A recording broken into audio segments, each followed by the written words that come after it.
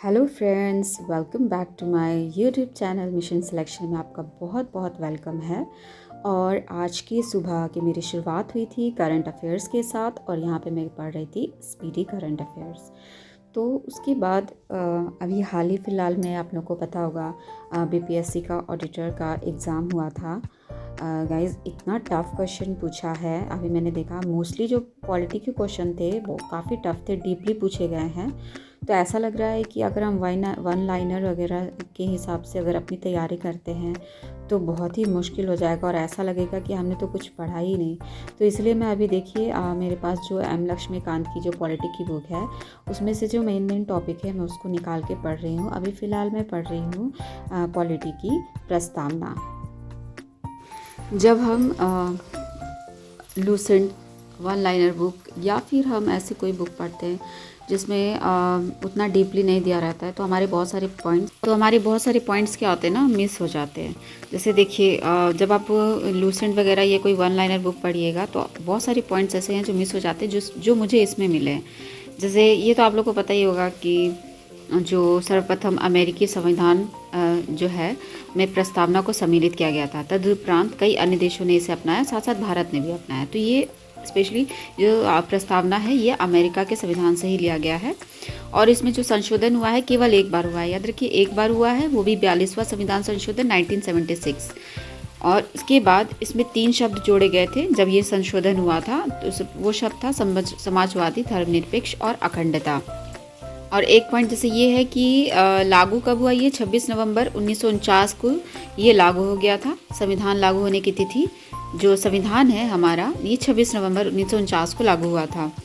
और उसके अलावा देखिए संप्रभुता, समाजवादी, धर्मनिरपेक्ष, लोकतांत्रिक, गणराज्य, न्याय, स्वतंत्रता, समता व बंधुत्व जैसे शब्द इसमें उल्लेखनीय है प्रस्तावना में। जैसे मान लीजिए कि 4-5 ऑप्शंस दे देगा, 4 ऑप्शंस दे देगा और उसमें से कुछ शब्द को इनमें से कुछ को लिख दिया जाएगा और इसमें से कौन कौन सा शब्द हमारे प्रस्तावना में उल्लिखित है और वो आ सकता है। जैसे कि फिर ये रहा कि संप्रभु क्या है। संप्रभु का क्या अर्थ होता है कि भारत ना तो किसी अन्य देश पर निर्भर है ना ही किसी अन्य देश का डोमिनियन है, इसका मतलब हो गया संप्रभु का।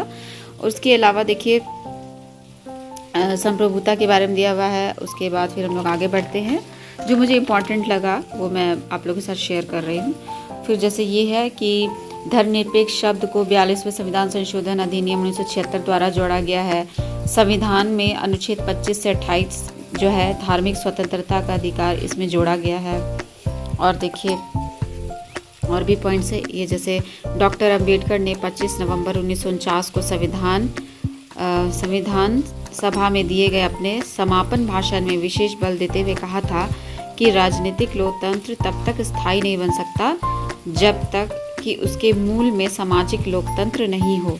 तो ये पूछ सकता है कि ऐसा उन्होंने कब कहा था। तो उन्होंने अपने संविधान सभा के अंतिम भाषण में, समापन भाषण में कहा था 25 नवंबर 1949।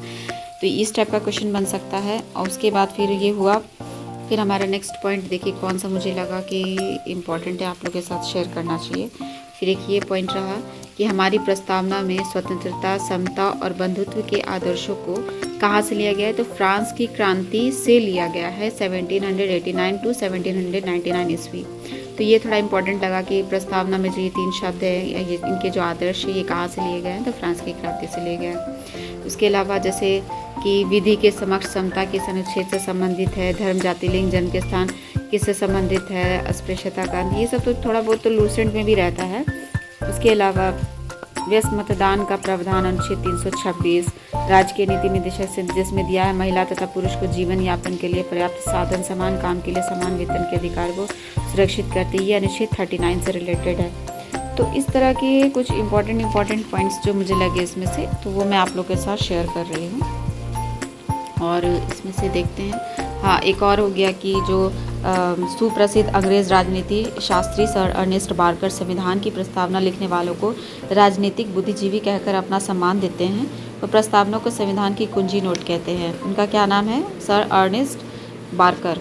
उन्होंने ये भी अपनी पुस्तक में, अपनी प्रसिद्ध पुस्तक का नाम principles of social and political theory में इसका उल्लेख किया है प्रस्तावना का। भारत के पूर्व मुख्य न्यायाधीश एम हिदायतुल्लाह मानते हैं कि प्रस्तावना अमेरिका की स्वतंत्रता की घोषणा के समान है, लेकिन ये एक घोषणा से भी ज़्यादा है। तो एक क्रांति की परिवर्तित कर सकते हैं। मतलब इसको मैं थोड़ा सा शॉर्ट में बता रही हूँ। इसके अलावा केशवानंद भारती मामला, बेरू बाड़ी संघ मामला, इसका क्या था 1960 में उच्चतम न्यायालय ने कहा कि प्रस्तावना संविधान में निहित सामान्य प्रयोजनों को दर्शाता है और इसलिए संविधान निर्माताओं के मस्तिष्क के लिए एक कुंजी है। ये हो गया। फिर संशोधनीय है कि नहीं है, तो नहीं है। अभी फ़िलहाल एक बार जो संशोधन था वो अब ध्वस्त करने वाला संशोधन नहीं किया जा सकता। मतलब प्रस्तावना को देखिए यहाँ से दिया है, ये विचार सामने आया कि जो केशवानंद भारती मामला था 1973 की मामला सामने आया कि इसमें संशोधन नहीं किया जा सकता क्योंकि यह संविधान का भाग नहीं है। याचिकाकर्ता ने कहा कि अनुच्छेद 368 के जरिए संविधान के मूल तत्व, मूल विशेषताओं जो कि प्रस्तावना में उल्लिखित है, को ध्वस्त करने वाला संशोधन नहीं किया जा सकता। हालांकि उच्चतम न्यायालय ने व्यवस्था दी कि प्रस्तावना संविधान का एक भाग है। न्यायालय ने अपना ये मत बेरूबाड़ी संघ के तहत दिया और कहा कि पूर्व में इस केस में संदर्भित निर्णय गलत था और कहा कि प्रस्तावना को संशोधित किया जा सकता है बशर्ते मूल विशेषताओं में संशोधन नहीं किया जाएगा। दूसरे शब्दों में न्यायालय ने व्यवस्था दी कि प्रस्तावना में निहित मूल विशेषताओं को अनुच्छेद 368 के तहत संशोधित नहीं किया जा सकता। मूल विशेषताओं को अब तक प्रस्तावना को केवल एक बार 42वें संविधान संशोधन अधिनियम 1976 के तहत संशोधित किया गया है। इसके जरिए इसमें 3 नए शब्दों को जोड़ा गया, समाजवादी, धर्मनिरपेक्ष एवं घटनादार। तो इस संशोधन को वैध ठहराया गया था। तो फ्रेंड्स, यहाँ पर मैं कर रही थी हिस्ट्री कर रही थी। मैंने पहले लूसेंट ऑब्जेक्टिव्स की हिस्ट्री क्वेश्चंस देखे और उसके बाद मेरे पास जो हिस्ट्री का नोट्स था उससे मैं कर रही थी और साथ ही साथ मैंने थोड़ा बहुत यहाँ पर करंट अफेयर्स भी पढ़ा। और क्योंकि आज का मेरा पूरा जो मैंने सब्जेक्ट किया था वो था मेरा, ये देख सकते हैं, ये रहा मेरा हिस्ट्री का नोट्स। तो आज मैंने किया हिस्ट्री, पॉलिटी, करंट अफेयर्स और उसके साथ साथ मैंने थोड़ी बहुत साइंस भी पढ़ी। तो अब मिलते हैं नेक्स्ट स्टडी व्लॉग में, तैयारी करते रहिए, तब तक मिलते हैं, बाय।